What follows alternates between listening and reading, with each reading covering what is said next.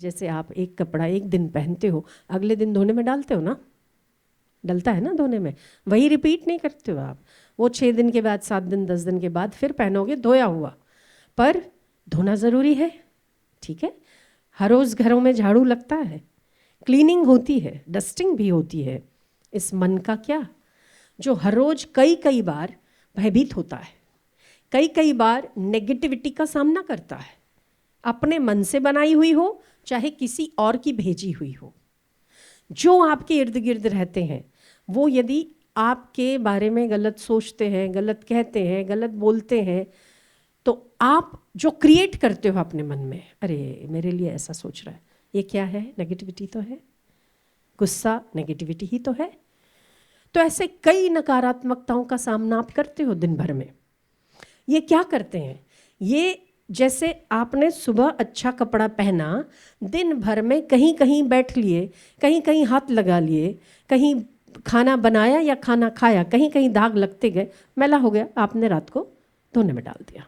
ठीक उसी प्रकार रात को सो जाते हो, फ्रेश होकर सुबह उठते हो, सुबह से लेकर रात तक आप इतने भावों का सामना करते हो, किसी और के भेजे हुए नहीं, खुद के बनाए हुए भावों का भी सामना करते हो, क्योंकि मन एक मिनट भी शांत नहीं है, वो सतत चल रहा है। और अक्सर आप देखोगे सकारात्मकता में कम, नकारात्मकता में ज़्यादा चलता है। वो जो नकारात्मकता में चलता है उतनी उतनी नेगेटिविटी क्रिएट हो रही है हमारे आसपास। और फिर एक दिन आता है डिप्रेशन, एक दिन आता है मैं कुछ नहीं कर सकता, एक दिन आता है मैं जीना नहीं है, एक दिन आता है मुझे कोई प्यार नहीं करता, एक दिन आता है कि मैं जो कुछ करूं मुझमें विफल हो रहा हूं, मेरे जीने का अधिकार ही नहीं है, क्या करना है, कोई मेरा है ही नहीं। ये सब नेगेटिविटी का चमत्कार है। शुरुआत तो कहीं से हुई होगी, हमें पता भी नहीं होगा।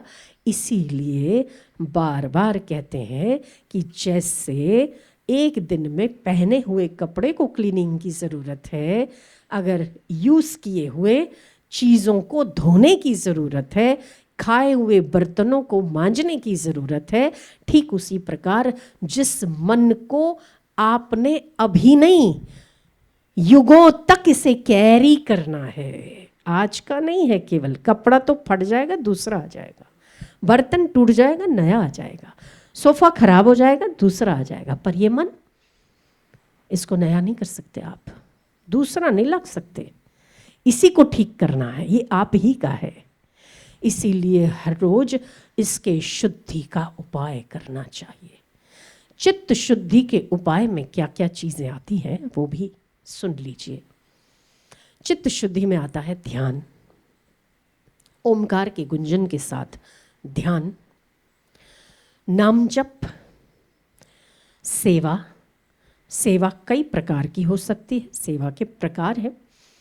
सेवा गाय की, देश की, राष्ट्र की, माता पिता की, गुरु की, परार्थ की, किसी को भोजन देना, आवश्यकता पड़ने पर उसकी सहायता करना निस्वार्थ भाव से। जैसे इन्होंने राम नाम लेखन, केवल इनका ये नहीं है कि इन्होंने राम नाम लिखा इसीलिए वो डिप्रेशन से बाहर आ गए, नहीं, पर जो इन्होंने बांटा, राम नाम जो बांटा, ये सेवा की, कहीं वो ठीक हुआ तो उसके भी पुण्य का कुछ हिस्सा तो इनके बैंक में आ गया ना। वो चेन सिस्टम जैसे चलती है, बिजनेस में चलती थी ना पहले, अब तो सब उड़ गई कंपनियां, पर पहले जो उसको कस्टमर बनाएगा उसका हिस्सा भी उसमें जाएगा, फिर उसके नीचे वाले, तो ये भी एक ऐसी चेन है, पुण्य की चेन है। तो चित्त शुद्धि के कई उपायों में से कुछ उपाय हैं जो इस प्रकार हैं। सत्संग का श्रवण करना, क्योंकि सत्संग जितने मन की मैल को धो सकता है उतना शायद ही किसी और में ताकत हो धोने की, किसी में ताकत नहीं है।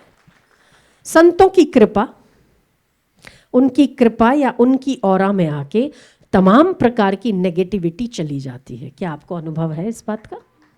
है? इसीलिए समय समय पर क्यों कबीर जी कहते हैं दर्शन कीजिए संत के दिन में कई कई बार दर्शन करना चाहिए। तो शिष्य ने पूछा कई बार ना हो सके तो दिन में एक बार करना चाहिए। फिर दिन में एक बार ना हो सके तो सप्ताह में एक बार करना चाहिए। सप्ताह में एक बार ना हो सके तो 15 दिन में एक बार करना चाहिए। 15 दिन में एक बार ना हो सके तो माह करी ले, महीने महीने में एक बार करना चाहिए। और अगर महीने में एक बार ना हो सके तो कब्र खोद लेनी चाहिए। कब्र क्यों खोद लेनी चाहिए? कि भाई वो आदमी मरा हुआ है, जिंदा है ही कहाँ। क्योंकि जितनी भी नकारात्मक शक्तियों को मारने का सामर्थ्य जिस स्थान पर है वहां तो आप गए नहीं, तो वहां एक कॉम्बो पैक है। तो क्या है? तो जाओगे, तितिक्षा सहन करोगे, दर्शन करोगे तो एक औरा में आओगे, नाम जप करोगे, ताली बजाओगे, कीर्तन करोगे, सत्संग सुनोगे, तो सारे तो वही चीजें उपलब्ध हैं जो नकारात्मकता को मारते हैं। अगर वही नहीं है तो कब्र खोद लो।